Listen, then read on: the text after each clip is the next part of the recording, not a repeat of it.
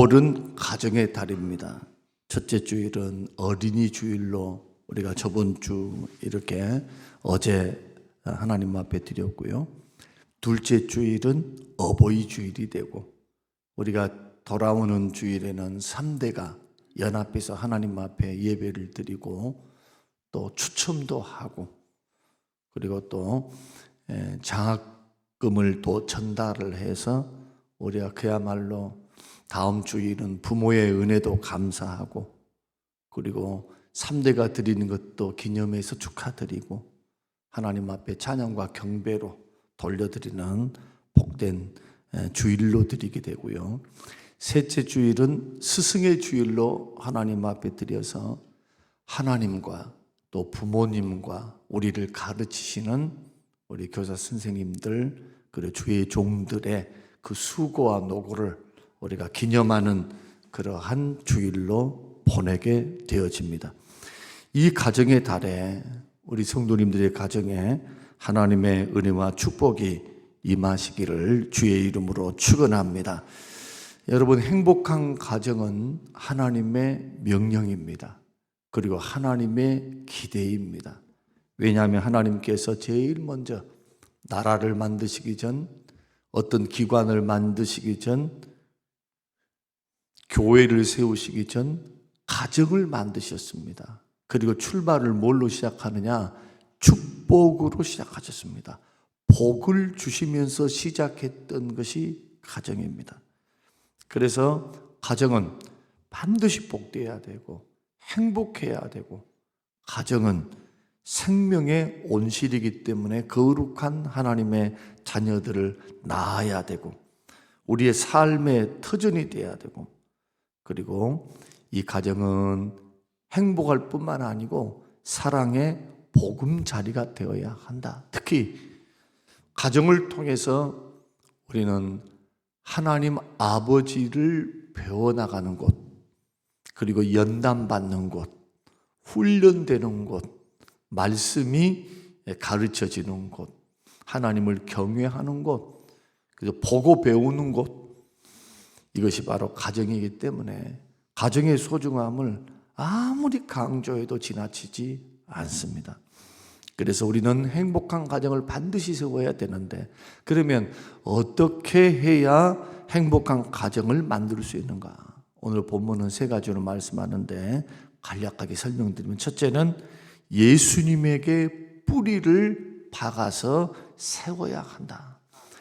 우리 가정이 뿌리가 어디에 닿아 있는가가 굉장히 중요합니다. 오늘 6절 7절, 너희가 그리스도 예수를 주로 받았으니 그 안에서 행하되 그 안에 뿌리를 박으며 세움을 입으라고 말씀합니다.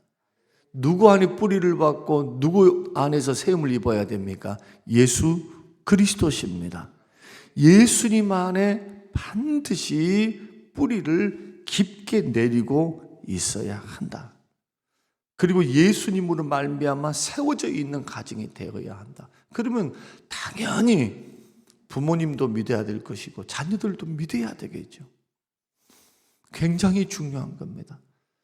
여러분, 우리 성도님들께 질문드립니다. 여러분의 가정은 모든 식구들이 예수 그리스도를 믿습니까? 예수님을 우리의 왕으로 인정하십니까? 주님으로 믿고 섬기고 있습니까? 여러분의 가정에는 하나님을 인정함이 있습니까? 그리고 그리스도로 말미암아 세움을 받고 있습니까? 이 부분이 왜 그렇게 중요하냐 하면, 세상을 살다 보면, 세상을 걸어가다 보면 부모가 해줄 수 없는 영역들이 있습니다. 돈은 조금 대줄 수가 있어요. 또 인생의 교훈을 좀 줄 수가 있어요. 그러나 세상에서 일어나고 있는 인간관계, 또 그가 헤쳐나가야 될 경제적인 문제, 그리고 직장의 문제, 마음의 문제, 여러분, 마음의 정서적인 문제, 사람들은 육체의 질병만 큰 병으로 생각하지 마음의 질병에 대해서는 별로 생각 안 해요. 그런데 이거 아십니까? 크리스찬 중에 우울증 환자, 물론 우울증이 다 잘못된 것은 아니지만 그러나 마음의 병이에요. 또 분노를 조절하지 못하는 사람들. 예수 그리스도를 믿는데 성령의 역사에 의해서 우리가 이 분노가 조절되고 감정이 조절돼야 되는데 그렇지 못하는 겁니다. 아니 항상 기뻐하고 쉬지 말고 기도하고 범사에 감사하고 그리스도의 평강이 우리 마음에 주장하게 계속하면서 주를 섬기고 걸어가면 세상 근심 염려를 달고 사는 게 아니라 사자와 같이 담대함으로 주를 믿는 믿음 안에서 그것을 뛰어넘으면서 걸어갈 수 있는 실력이 생겨야 돼요. 영적 실력. 그런 실력들이 결국 위기관리 능력이 됩니다.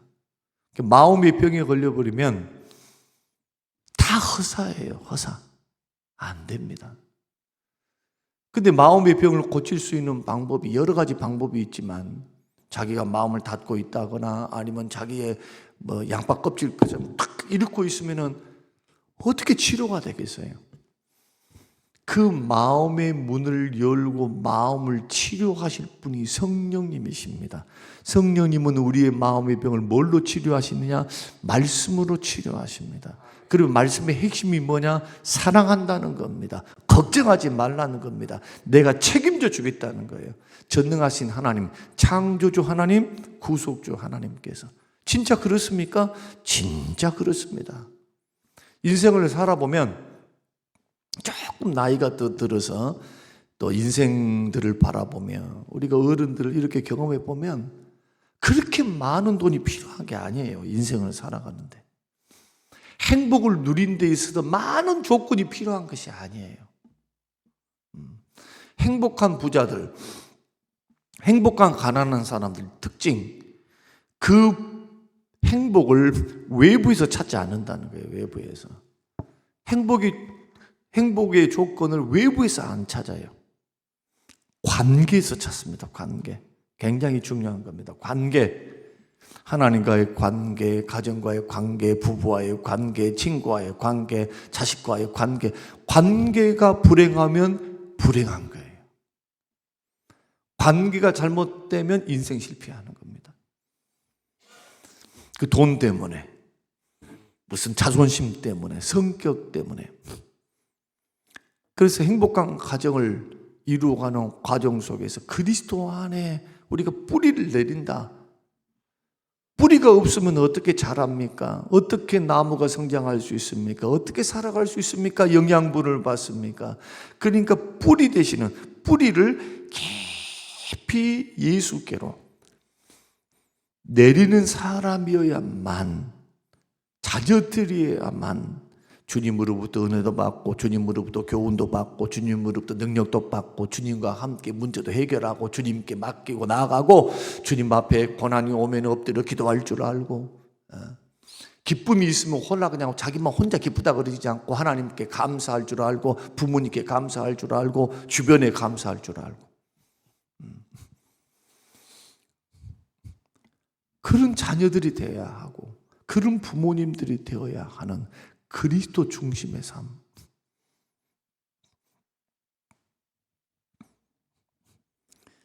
그 예수를 모시고 사는 가정은 하나님의 축복만 받는 것이 아니고 하나님의 능력을 나타내는 복된 장소가 되기 때문에 시편 128편 1절에서 3절 여호와를 경외하며 그 도에 행하는 자마다 복이 있다. 내가 내 손이 수고한 대로 먹을 것이라. 내가 복되고 형통하리로다. 내 집 내실에 있는 내 아내는 결실한 포도나무 같고 내 상에 둘린 자식은 어린 감람나무 같다. 여러분 유대 나라에 가가지고 보세요. 나무들을 보면 백향목이 없어요. 백향목. 백향목은 이렇게 돼서 막 10m, 20m 쭉쭉 올라가는 나무거든요. 그 나무로 건물을 짓고 왕궁을 짓고 쓸 데가 많아요. 근데 성지순례를 해서 한번 가보세요. 이스라엘 땅에 그런 나무가 있나? 레바논에 있어요. 땅이 척박하니까 기후도 지중해성 기후니까 나무들이 쭉쭉 뻗은 나무들이 없어요. 그럼 어떤 나무들이 주로 많냐 하면은 좀 뭐랄까 가시나무 비슷한데 짜리 몽땅 해가지고 500년 됐대. 짜리 몽땅 해가지고 이렇게 돼가지고 막 가지는 많고 나무도 뭐 보잘것도 없어. 이런 나무들, 조각목들. 그래서 심지어는 하나님께서 성막을 세울 때도 조각목으로 하래요. 조각목에다 금을 입혀서 하랍니다. 너희들 돈 없는 거 안다. 그러니까 저기 짜투리 나무들 있지? 저 흔한 나무, 그 나무를 다 견고하게 해서 법궤를 만들 때도 그렇게 해서 금박 씌워. 하나님 얼마나 좋으신 분인지 몰라요. 몽땅 긁어 모아가지고 법궤 만들라 하지 아니하시고. 그런 나무들 투성입니다. 근데 곰곰이 생각해 볼 일입니다. 근데 값어치가 있는 나무들이 있습니다. 포도나무. 석회수기 때문에 포도주를 먹어야 돼요. 포도즙을 먹어야 됩니다. 그래야 오래 살아요. 포도나무, 감람나무, 올리브나무. 얼마나 실용 가치가 많습니까? 그 기름은 보배입니다. 부유를 상징하는 겁니다. 어떤 가정이 여호와를 경외하며 그 말씀대로 행하는 가정, 이것을 신약적으로 말하면 골로새서 말하면 우리의 뿌리를 그리스도께 받고 그리스도로 말미암아 마음이 세워져 있는 사람. 이것은 마음에서부터 시작되어야 합니다. 마음의 중심이 그리 돼야 돼요. 아무리 힘들고 어려워도 중심이 그리스도께로 뿌리가 다 있어야 돼요. 그래야 세움을 받고 무성하게 자라며 든든하게 세워지는 가정이 될 수가 있다. 이것부터 되지 못하면 행복한 가정은 요원합니다. 여러분, 마음의 질병을 이야기를 했죠. 마음도 질병이에요. 상처를 받는 것도 다음 주, 다다음 주 되면은 제가 지금 그 설교를 준비하고 있는데, 다투지 말라. 또 내적 상처, 2주간 동안에 우리가 한번 가정 안에 있는 다툼, 그리고 가정 안에 있는 상처, 이것을 한 2주간 정도 설교로 준비를 해서 심리 설교를 조금 해보려고 준비 중에 있는데, 이것이 마음에서부터 와요. 그리고 이 마음에서 오는 것은 어디서부터 비롯되느냐? 환경을 바라보는 자신의 태도예요. 태도, 바라보는 태도, 자세, 세상을 바라보고 환경을 바라보는 자세와 태도가 잘못되면 결과가 달라져요. 그러니까 그 보는 눈, 마음의 생각, 그리고 그 중심이 어디에 있어야 되느냐? 예수님께 있어야 될 줄로 믿습니다.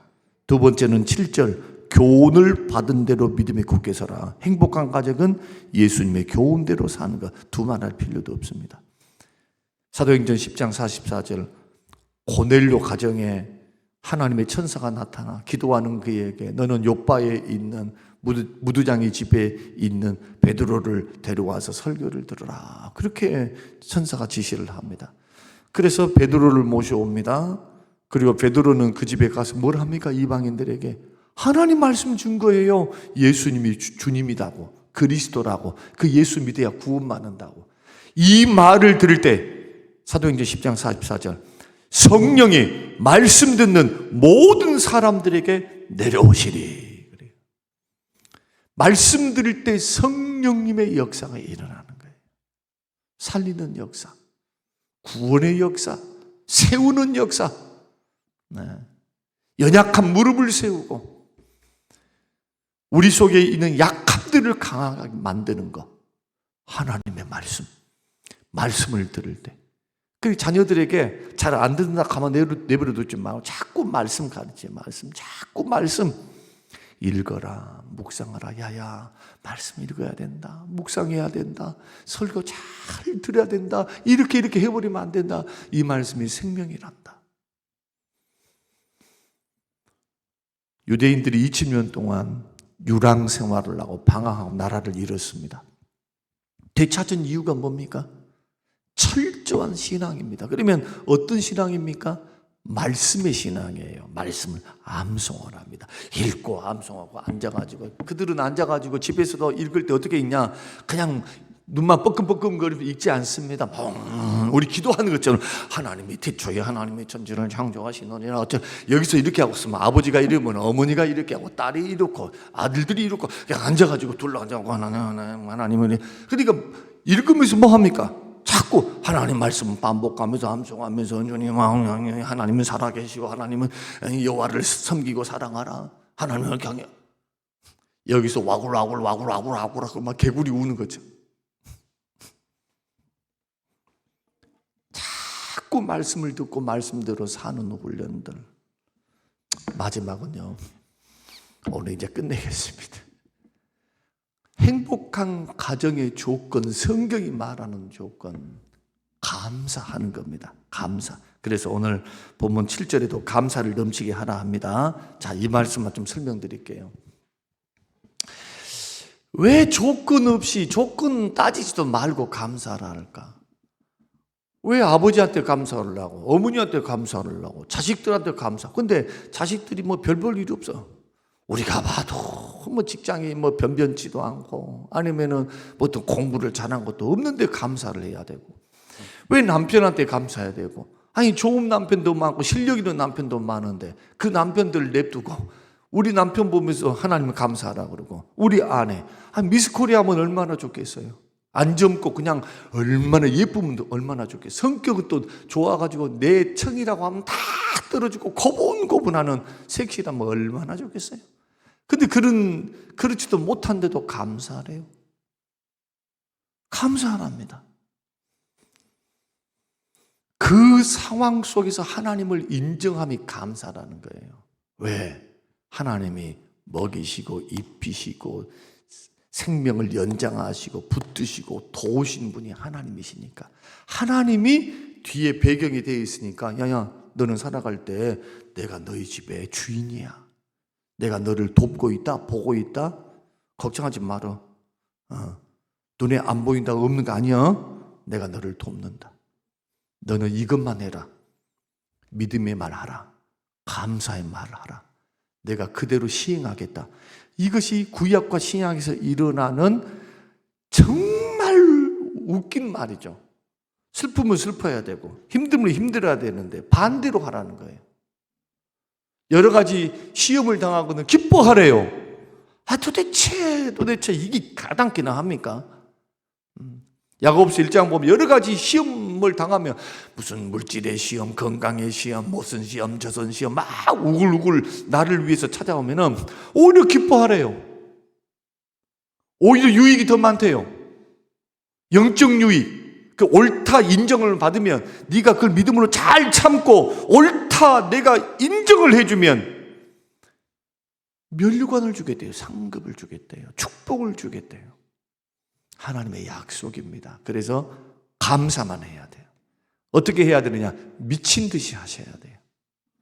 오늘 저와 여러분들이 행복할 수 있는 가정의 원리 3가지를 말씀드렸습니다. 제가 10분 늦은 관계로 더 세밀하게 했어야 하는데 그러지 못해서 죄송한데 이 말씀을 우리가 함께 나누면서 정말 행복한 가정을 위해서 다른 데 찾지 말고 외부의 조건에서 찾지 말고 하나님이 가르쳐 주신 대로 한번 살아보기, 이렇게 흘러갈 수 있는 우리 신앙에 대해서 저는 성림교회의 우리 모든 식구들, 새벽을 깨우는 우리 모든 식구들이 어려운 과정 속에서도 주의 행복을 노래하고 주님이 주신 은혜를 노래하고 주님이 도우실 줄로 믿고 오늘을 살아가는 것, 어떻게? 감사함으로 예수님을 주님으로 삼고 말씀의 교훈을 따라 한 걸음 한 걸음 한 걸음 따라가는 것.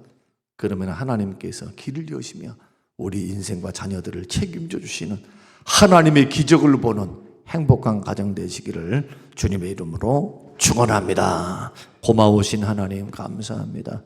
한 주간을 주님 앞에 보내며 가정의 딸, 가정에 대한 설교를 함께 나누며 성경 안에 있는 복받은 가정들, 또 성경 안에 있는 망조든 가정들 살펴보면서 도대체 무슨 이유 때문인지 하나님이 복을 주시기도 하고 거두고 가시기도 하시는 하나님의 역사를 바라보며 교훈을 얻고 우리의 가정들이 3대가 아니 3대 이후에도 더 복받는 하나님의 사람들로 주님 세워갈 수 있는 명문 가문, 행복한 가정 세울 수 있도록 축복하옵소서.